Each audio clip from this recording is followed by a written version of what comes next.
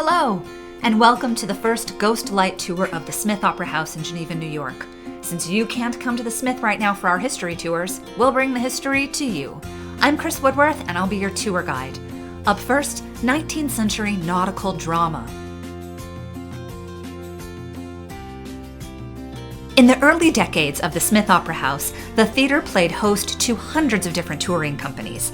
Comedies, melodramas, vaudeville and burlesque variety shows, minstrel performances, operas, concerts, and occasionally dance troupes graced the stage of the Smith. For the most part, the traveling performers enjoyed their brief forays to the Finger Lakes.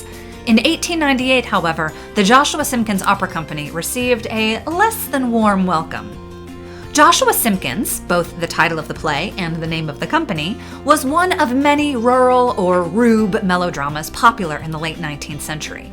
It was especially known for its great sawmill scene, which featured, as the broadsides advertising upcoming performances declared, a real buzzsaw cutting through a log at lightning rapidity on which a human being is helplessly bound. The Joshua Simpkins Opera Company traversed the U.S. for decades with this iconic production, beginning as early as 1891 and continuing well into the 1920s. The company had previously toured to Geneva in 1896. On May 21, 1898, the Joshua Simpkins Opera Company returned to Geneva by train, having just performed in Trumansburg and Ithaca. Upon arrival in host towns, touring companies often used a parade and subsequent concert as a means of advertising upcoming shows that afternoon or evening. When word came from a doctor in Ithaca that one of the company members was afflicted with smallpox and had been taken from the train before the company left Tompkins County, the performers were quickly removed from the streets. The company's rail cars were sprayed with formaldehyde, and then the performers were confined within as the cars were pulled away from town. Guards were placed nearby to prevent company members from breaking quarantine and spreading the illness. As smallpox spread through the company, several performers tried to escape. The city considered its options: arming the guards or finding a different location to quarantine the company.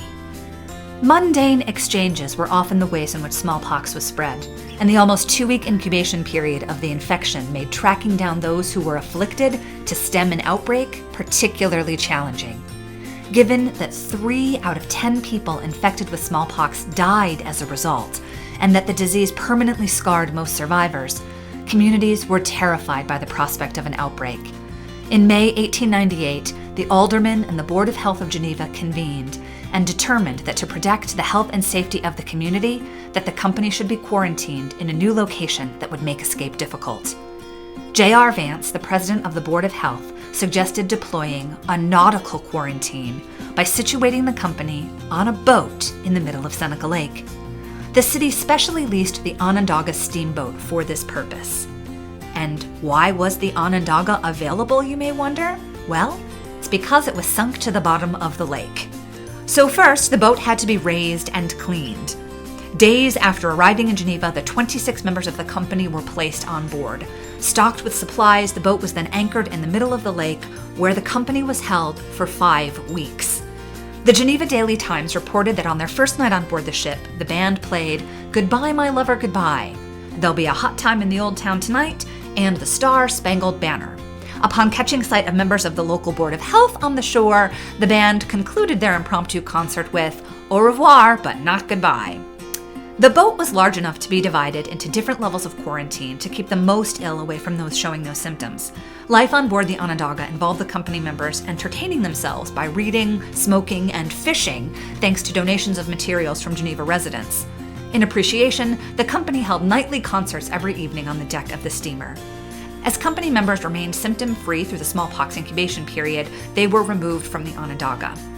The Geneva Federation of Labor, the umbrella organization for a variety of local labor unions, helped to organize a fundraising performance of "In Old Main" to help offset the loss of income due to canceled appearances. The production included 2 healthy Simpkins company members, but was mostly comprised of local residents. Although they did not raise as much money for the out-of-work actors as they would have liked, the benefit performance did help somewhat to offset their loss of income during this quarantine.